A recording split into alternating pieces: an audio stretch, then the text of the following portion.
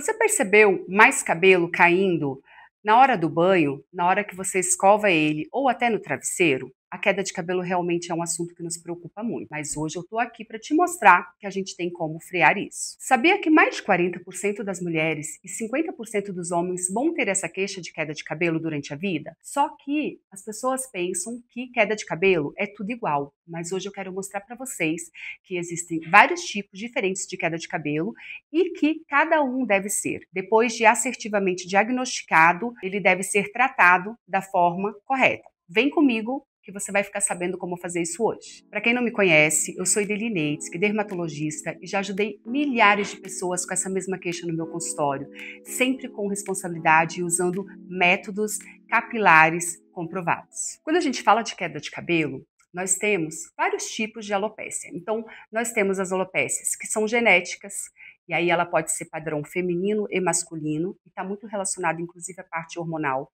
Nós temos as alopécias que a gente chama de eflúvios. Os eflúvios, eles podem acontecer naturalmente a cada 4 ou 5 anos por causa do ciclo capilar, mas existem também os eflúvios causados, por exemplo, pós uma cirurgia, pós-parto, pós-quimioterapia. Todas essas coisas podem motivar uma queda de cabelo que se chama eflúvio. A gente trata ele para você ter um resultado mais rápido e você recuperar a estrutura e a força daquele fio, mas é uma queda de cabelo que geralmente ela tem um tempo para acabar. Nós temos também as alopécias cicatriciais. Hoje a gente fala muito da alopécia frontal fibrosante, que é um tipo de alopécia que geralmente ela é associada com queda também da sobrancelha, e ela é uma alopécia que é como se a testa fosse aumentando. Você tem a sensação de que sua testa está crescendo. E aí é um tipo de alopécia que ela é cicatricial, mais comum em mulher, mas ela pode ter nos homens também. Algumas vezes ela se apresenta também com pequenas bolinhas cor da pele, principalmente nessa região da têmpora. E é uma alopécia que a gente tem que diagnosticar bem precocemente, porque se a gente não faz esse diagnóstico precoce, como é uma alopécia cicatricial, depois quando você introduz o tratamento, muitos daqueles fios, a grande maioria não vai se recuperar. Eu sempre digo para os meus pacientes que a alopécia cicatricial a gente trata para ela não piorar. Além da alopécia cicatricial, nós temos também as alopécias autoimunes. É muito comum um tipo de alopécia que a gente chama de alopécia areata, que é aquela alopécia que acontece, que você percebe pequenos tufos de cabelo caindo todo e dá uma peladinha na região. Em alguns casos, nós podemos ter alopécia areata em todo o couro cabeludo e algumas vezes ela pode se apresentar, inclusive, em todo o corpo. Você perde todo o cabelo e você perde todos os pelos do corpo. O tipo de alopécia total, que é só do couro cabeludo todo, ou universal, quando caem todos os pelos, eles são mais raros. A alopécia autoimune, muitas pessoas confundem achando que ela é uma alopécia emocional, mas não é. Geneticamente, você já tem programado ali você poder ter esse tipo de alopécia e tem starts emocionais que podem ajudar. Por exemplo, o nascimento de um filho, quando você muda de cidade, você muda de casa, quando você começa um relacionamento ou rompe um relacionamento, todas as vezes que o seu emocional é mexido, aquilo pode ser um start para você iniciar as alopécias areatas. A alopécia areata nós tratamos, a gente ajuda a também o cabelo que vem a crescer forte, normalmente ele nasce bem fininho no início, e geralmente ele nasce branco também, e depois ele vai adquirindo de novo a cor normal do cabelo e também vai adquirindo a estrutura normal, e a gente usa medicações tópicas quando é uma alopécia só em área mesmo, pequenas áreas, e nós muitas vezes precisamos também entrar com medicação oral, algumas vezes até medicação imunobiológica para a gente fazer o tratamento.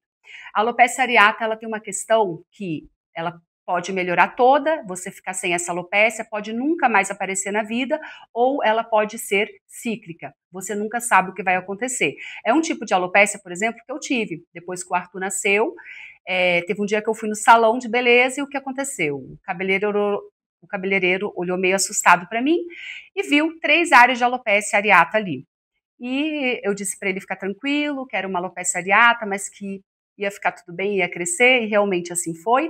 E eu nunca mais tive alopecia areata, foi um único episódio, isso já tem 12 anos. Mas isso não me garante que eu não vá ter novamente um tipo de alopecia areata. Agora, falando um pouquinho mais das alopécias genéticas, a alopecia genética ela não é uma exclusividade do homem, a mulher também pode ter uma alopecia genética, principalmente se ela tem ali familiares com alopecia genética. Se for relacionado com a mãe, parece que isso se torna ainda mais forte. E as alopécias genéticas, elas precisam ser tratadas também precocemente. Hoje, quando você percebe que ainda adolescente, ele já tem umas grandes chances de ter alopecia genética, nós já iniciamos o tratamento. O tratamento, ele pode ser tópico ou oral também. Falando um pouco mais das alopécias genéticas, nós temos a alopécia androgenética, que é aquela alopécia de entradinhas ou daquele peladinho aqui no homem, mas a mulher também pode ter alopécia. As alopécias, elas têm que ser tratadas bem precocemente. Se você percebe que você tem quadro familiar, um histórico familiar muito importante de alopécia genética, tanto o homem quanto a mulher, ainda adolescentes, precisam se preocupar em iniciar esses tratamentos. Geralmente, o tratamento é feito à base de minoxidil tópico ou oral, mas a gente usa também medicações como finasterida e espironolactona, que são medicações que provavelmente você vai usar a vida inteira, porque as alopécias genéticas, elas são progressivas, elas estão geneticamente pré-determinadas, então elas são progressivas, a gente tem que sempre estar cuidando da alopécia androgenética.